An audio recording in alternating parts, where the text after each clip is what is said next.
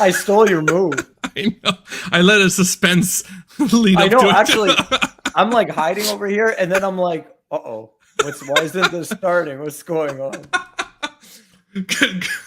Good morning, everybody, to another Wake Up and Deliver episode 24 on another great, beautiful June 16th morning. Again, first one of this year. You guys missed it. Me and John were having a very heated political, off the record. We cannot talk about it. Conversation, very geopolitical, ancient history, wars, and the whole bit. Things that we talk about, it's not always logistics. There's some things that are educational, and I got to educate John once in a while. It's actually funny because I would say that, like, Matt and I are both very like detail-oriented person and people, and we like kind of like push the limits of just whatever. So it's interesting, especially when we might have like a different position. Yeah. It gets quite interesting. Good morning, everybody. Good morning, Amrit. As always, he's jumping right on board and letting everybody know he's there. Dedication. Starting off with some, as always, brain food for the soul, and to see John's reactions. As always, we love this. I love it. Ready, steady, go. Writing is the process by which you realize that you do not understand what you're talking about. So, okay, I love this one. This one's good, and that's because of the fact that when I first started all of this, like, you're welcome. Oh yeah, when I first started all of this stuff, like 5-ish years ago, 6, I don't even remember when, 7 maybe, 7. Anyways, and I started writing a lot. Like, I was doing a lot of writing, not just on LinkedIn, but on Medium and like different types of things. That's very true. Practicing your writing in different contexts and stuff like that is probably one of the most beneficial skills, especially when you're, trying to sell ideas, you're trying to communicate internally, externally, whatever it is. If you can't be concise or to the point, like, that's probably quite true that you don't know what you're really talking about.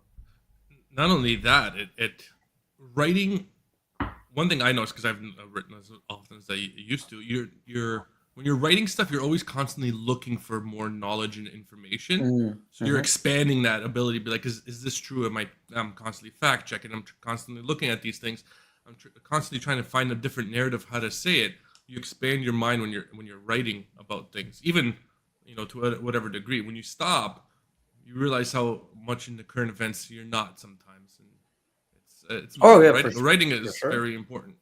That's why journaling, self meditation, saying, hey, you're doing a great job to yourself every day. Remind yourself, don't take same day loads. It's very important. The same day. Yeah. No, it's funny. I had a my favorite line. I've said this before. It's funny though. Like, you see logistics, whatever. We work in a world where it's like you can do anything you want as long as someone wants to pay for it or whatever, right?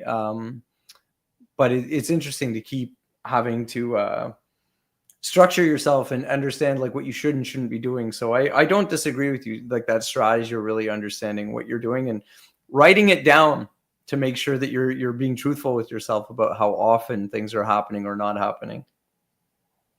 Yeah, when you just say things, it's not the same as when it's written, because it's etched in that stone for you, right? And we used to have a rule when I used to work overseas: if it's not on paper, it doesn't exist. Oh, that's cool. I like that one. Yeah, you can just type that one up, and that could be the quote for next week. I'll pretend like I didn't see it. Okay, so let's get into some interesting stuff. I want to get your take on this because it's a rebound from your comment last week. So follow-ups. We haven't had this in a while. Yeah, a little follow-up, because I saw something I thought was like an interesting take. And then I thought how it was also maybe quasi misrepresented or a lot more challenging than the way that the author of the article had put it out.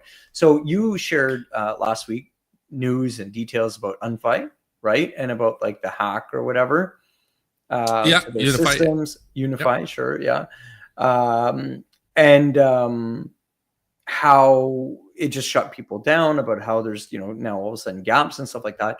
And I saw kind of a follow-up article to that where, it was a small regional independent grocer that was kind of saying how that really once again highlighted the fact that there's challenges in our supply chain, and they bucketed it that way when they talk about supply chain, and said, X amount of years ago, there were maybe 4, 5, 6 different options for wholesalers. These days, there's maybe 1 or 2. And, with this situation that happened very quickly, they saw how they ran out of options. And so get your take on that, because I thought it's 2 things. One, I find it interesting because I don't find that untrue. Obviously, there's been a lot more consolidation and stuff like that. But You can tell you took law in school because you said untrue. oh yeah, Very much lawyer of you. I don't even think about it. It just rolls right off the tongue. And then but on the flip side, it's like, this battle and struggle against the fact that people are looking for either higher efficiency, lower costs, or this or that. And food in particular is a relatively low margin business when you think about it that way, even though some people don't like to think about it as a business. So it's like, what's your take on that? Because it's like, how do you have enough flexibility to have all of these providers while also trying to have the right either level of density or the right level of quality that could support, all kinds of different people taking a share of a pretty low margin pie? So my first question is, does high efficiency equal lower price for the consumer, for the buyer? Not for the company that's doing it, but for the buyer. Not always. You would like to believe that it should, but not always. So why is this? I think there's this modern idea that large corporations are efficient, cheap, and get you the lowest price every single time. And I don't think that's necessarily true. I think if you go back to the original, not the original, but like the capitalist perspective is there has to be strong competition to drive pricing down. If there isn't strong competition to drive pricing down, competition breeds efficiencies, and it brings the price closer to what the consumer is looking for. When you have less of that competition out there, and that price is dictated by that company that runs that majority, right? And we're seeing that across the board, not just by UNFI being the main food supplier for wholesale, but also you're looking at cold storage. Lineage owning a giant market share in the U.S. and across the world of cold storages, and they just have the ability to dictate that market price. Where before you'd have a whole bunch of little regional guys that were able to compete and be able to be nimble and agile. That you don't have that anymore. So I am a very strong proponent of competition and disrupting current trends, and I'm not a believer that large corporations equal efficiencies. Okay. Efficiencies to the consumer. Internal efficiencies, yes, but not to the consumer. So let me then push you a little bit on that. Ooh. Can you name me 2 people, 2 smaller or independent organizations, retailers, whatever, that traditionally seem to have better pricing than any of the major corporations? In what segment of the business? I'll give you, well, like in something that's consumer facing, like, so something that becomes essentially like a consumer goods offer.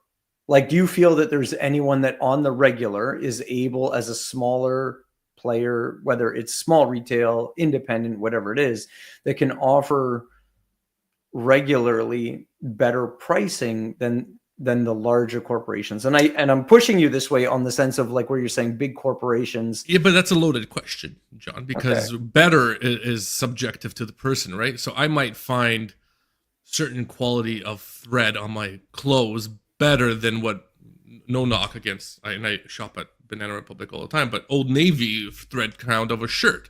And I would say they are better, even though they're more expensive, because I like that particular brand and quality, right? The difference say is like for like. What do you mean, like for like? Like like for example, that quality shirt, because this is like sort of the position that I'm pushing you on, is that typically, you know what I mean, when you have like for like quality, so same base component, same kind of material, it's made by a smaller organization versus a large one. The small one doesn't have some of those economies of scale. They don't have access to the same ways that they can drive some of the pricing down, which more often than not will end up in a higher retail price to the consumer, right?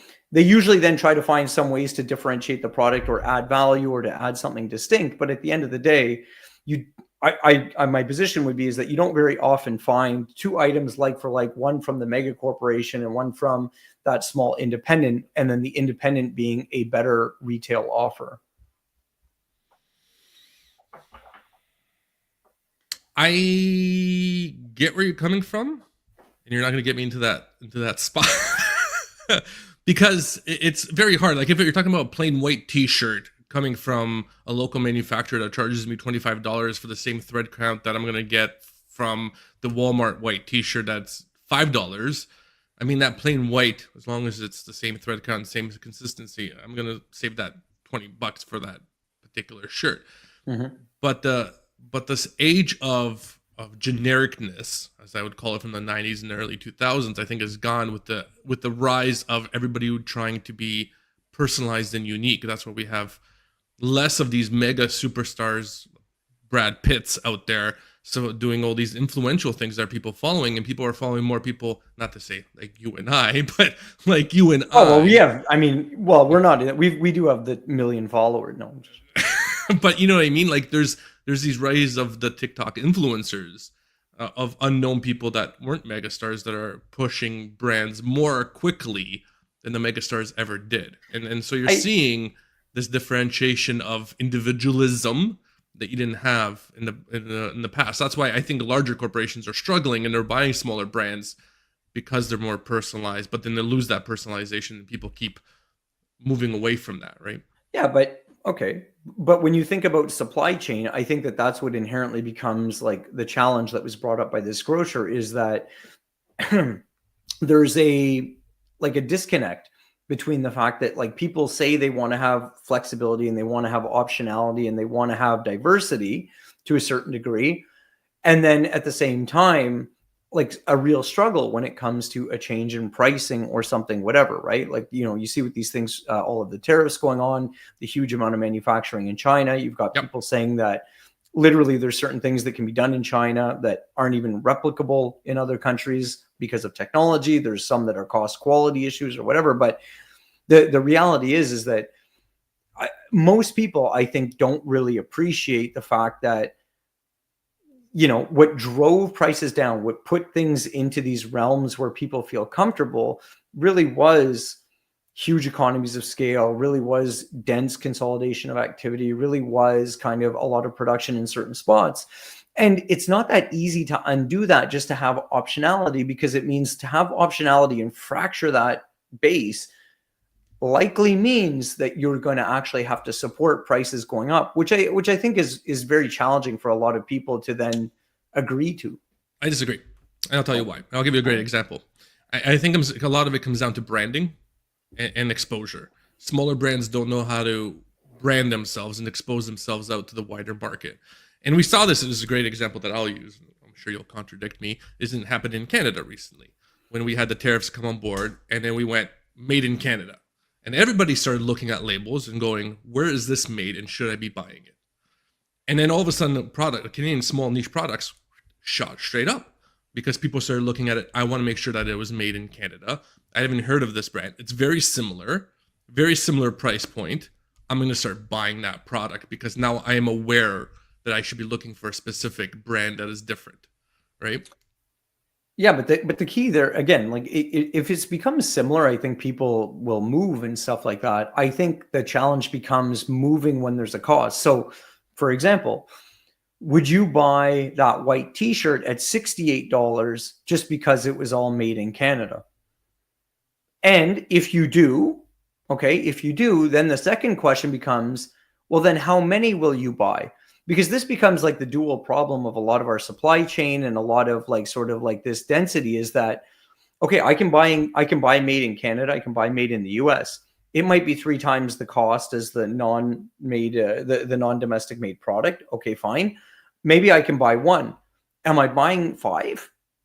And that's a fundamental problem for a lot of businesses. You're asking the wrong guy. You're talking about a guy who has clothes from like 15 years ago that still wears them. Like I don't rotate my wardrobe. So yeah, that one shirt, yeah, I'm fine with it. If I'm buying it every 4 or 5 years and I'm rotating it, and then also the difference becomes on we've been addicted to cheap culture, so cheap quality culture. So if you increase the quality of the shirt and it lasts me 3 times as long, yeah, I'm willing to pay the $68 knowing that's gonna last me longer, right? Like it goes back to the idea of why back in the day, washing machines and ovens that would last longer. Now people rotate those every 3 4 years, but before you'd have them for 15 20 years and it'd still function properly. But we get addicted to this cheap culture and rotate it out, right? Okay, but but hold on. So let's switch back. We'll just talk specifically about something like food and things like that, like this Unify situation or whatever. So it's like what happens if yeah. So if we had everyone like, and Whole Foods was a good example. Like Whole Foods, they had their impact, but this independent guy is kind of complaining, saying, "Hey, this was a huge risk. I don't have everyone else to buy to." But it's such like a loaded bag. I don't think people like don't really understand the parcel issues here in Canada and stuff. Kind of showed it, but it's like if I buy from Unify,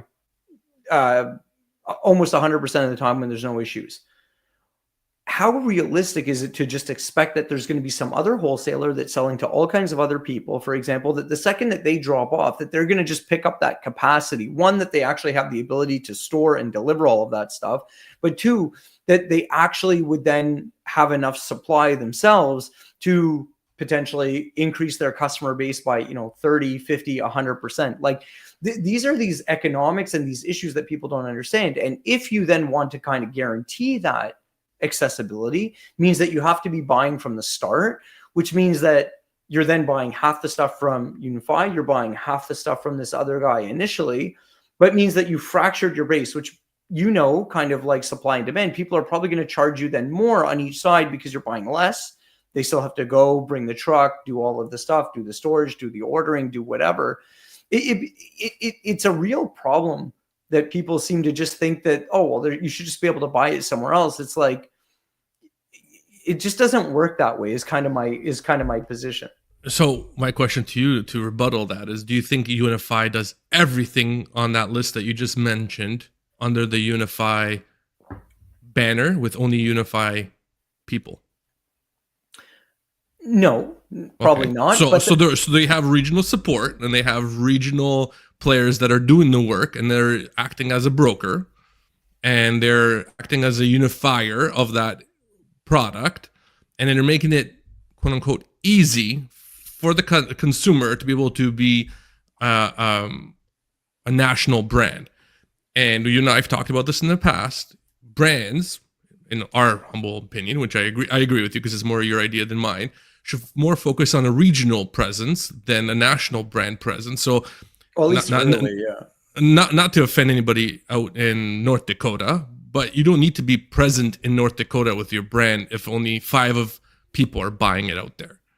Right? Yeah, I think more people need to be pretty strategic about when they decide to either pull out or whatever. So if your 2 main markets are LA and New York, and you have a splatter of 10% of across the rest of the country in the United States, do you really need that giant national brand to handle all of it?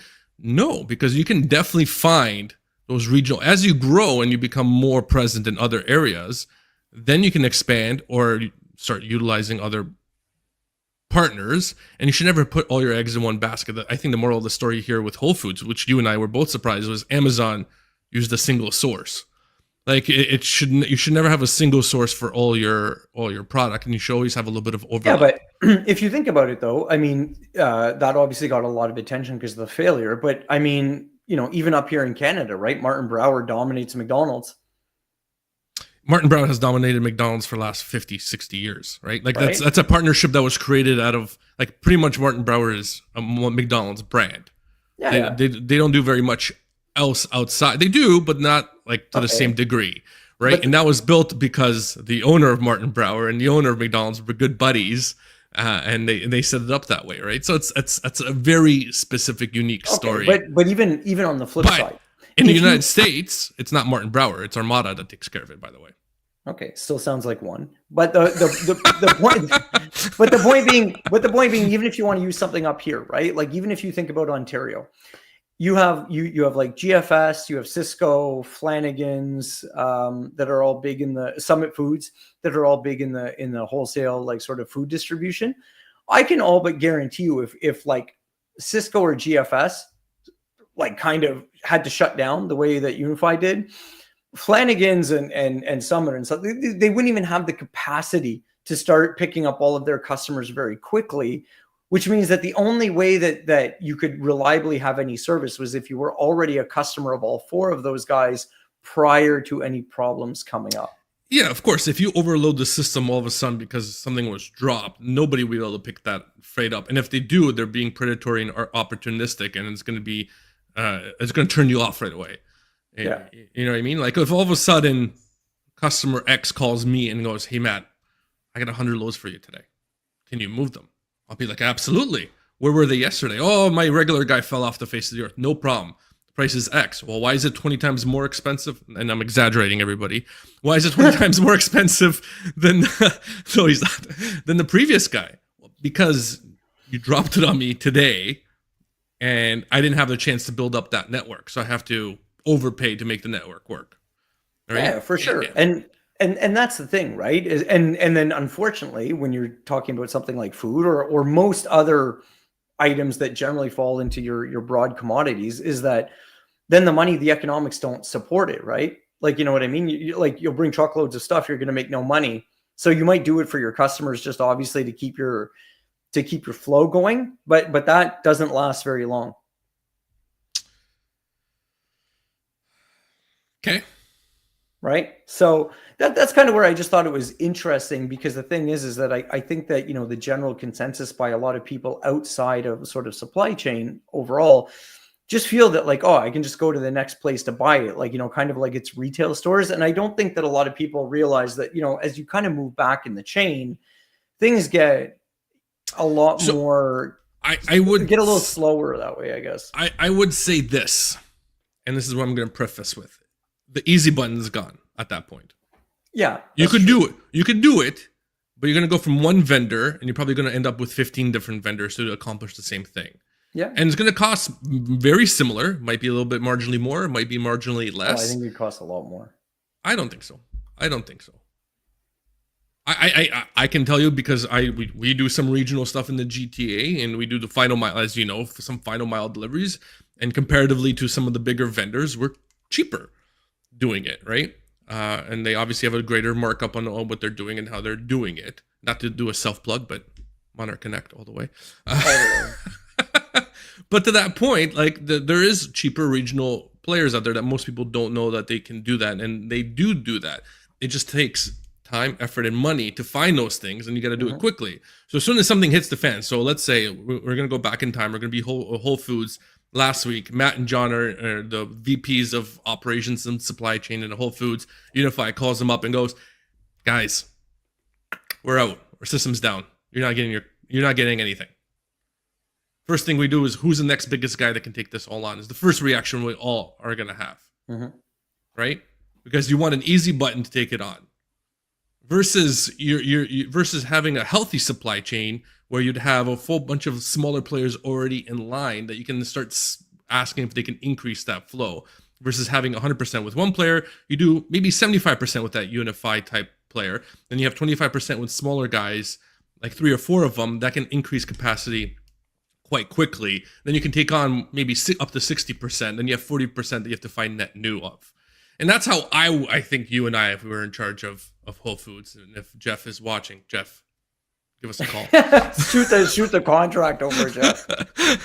That's the way we would have it always. You always have to be growing and nurturing the next company that will take different aspects on. And that's part of what I typically do, is I always have a few carriers and vendors and warehouse people that I'm working with and seeing on the same lanes that I have, stable capacity, great service. You always are giving it to someone new to help them be able to take on if something does happen. Because your regular guy might fall off for whatever reason. He might have had an accident. He might have had a nuclear verdict. He might have or got hit by a bus. Even the simplest thing. The reality is that a lot of regional players or whatever, like everyone's going to have a capacity at some point. So, instead of just building, and this is the Popeyes thing that, like, you would ask me, I don't know if we talked about this live or whatever, but you had asked about like, how do you think that happened? And I kind of said that I thought that it was just more because of the fact of like, they trusted someone that made a commitment that then got in over their head. Yeah. You know what I mean? And that's, that's what I thought happened there. So anyways, random question. I just thought that was really interesting because, I just think that a lot of people think that it's a lot easier as you move upstream. But I think, that proliferation of product and that offering of product and the easy choice, oh, they didn't have this option, I'll go over here, really happens at the end of the chain because everything is already there. Yeah. You know what I mean? It gets harder as you move up because of how much is consolidated. So either way, I thought that was interesting. What's on your mind here, since that whole conversation took way longer than I thought it would? I mean, it was a great conversation. It's a great topic. It's great content. It was. That was very meaty supply chain, kind of thoughts there to start your week. It was organic. It wasn't scheduled. It was not even on the topic. On our topic was something completely different that we were going to reach out and talk about, but we didn't even touch upon it. Well, I'll throw it out there a couple minutes. I mean, we can do a recap. Well, it was basically essentially Google is now taking down and paying people back for ad space that they've already bought for the year because they believe the traditional Google search ad is dead. And people might be going, ooh, that's not a big deal. That is a massive deal because 90% of the internet is run on ads, essentially. And if Google's pulling that out, and then the first one, they're like the canary in the coal mine. If they're seeing something that is changing fundamentally because people are searching differently because they're doing stuff differently, it's a big indicator of how people are going to be now purchasing things. And I think the article that Joanne put out on LinkedIn, and I'll put it in the chat here in a second, was saying is it's the AI assistant will now be the way that people will be looking for things because they'll be catered personally. I'll do a personal plug, and I've been writing about that, guys. Newsletter for weeks and weeks and weeks. I think I've been telling you that like AI shopping and like AI discovery is something that's really going to be fundamental, because what happens when, it's kind of like it's like the same idea of like an impact is like a click and collect, right? Like so many stores, for example, benefit from the fact that when someone's in the store and they're checking out all that grab and go stuff that's at the cash, you know what I mean? Like all of these extra little things that people pick up are just, impulse buys on happenstance and context. Same thing with like ads, right? You're on a website, you see this ad, oh, maybe I'll buy this, maybe I'll buy that. You're scrolling this, maybe I'll buy this, maybe I'll buy that. As that drops away and completely falls away, it becomes really impactful. And you tie that in with, the rise of like social commerce, for example, and now your ads or do ads shift into the narrative, kind of going back into this notion of like, paid product placements that used to just be in shows. But like now, how do you get these things just integrated so that it's like, it is the water bottle that someone's using, it is the snack that you see as they're talking about something else, like these very different ways of doing interactive or real-time product placement for types of ads or whatever to drive additional sales, because that's where people are consuming, or obviously having it show up in the bot, which means that you better have some really great data about your stuff. Because, here's a good example. I know we're over, but this is a funny example. So I've been trying to buy a rubber ball, okay? And if anyone out, I know this is super random, but if anyone out there knows, but here's a really good example, because I can't find this thing right now. And when I do try to find stuff that seemingly makes sense, there's a lot of uncertainty about what I want. So when I was younger, my brother and I played baseball and at different levels and stuff like that. But one of the things we had was a solid rubber ball, and it was heavy. Like it was very heavy. Like the Indian rubber balls you're talking about? That is the actual term, but I wasn't going to say it because, who knows these days, but that is the real term. And my dad used to say it, and I would be like, oh, that can't be legit. But the point being, I want this thing because when you throw this thing against a wall, not only does it bounce, but it starts coming back at you really fast. Yeah. And the reason for this is because I've been playing softball again in this crazy league, and my batting is on point, but my fielding sucks right now, and I can't stand it. I need to get this thing back up to par. So I want this thing. I can't find it. I can find different sizes of these balls. I can find things that say they're solid rubber. But then I go from like different things of saying, okay, well, you can get a 10 millimeter ball versus a 100 millimeter ball, and they're both saying 50 grams is the weight. Now, that could be 100% true in the sense that they don't use any more material. They just use more air to, like, you know, make the ball bigger.